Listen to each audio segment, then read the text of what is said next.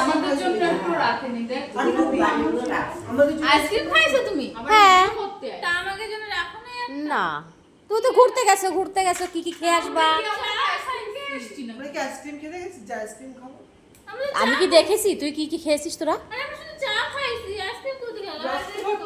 এই কটকরি রেখেছি, কটকটি খা। ভাবলাম আইসক্রিম খাবো, তা ভুলেও গেলাম, তা খাবো কি আর। কটকটি খাবো না।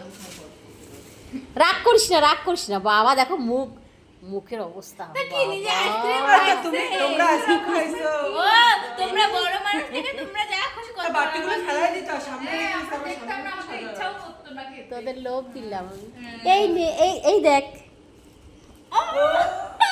রেখে দিয়ে মিথ্যা কথা বলে দেয়।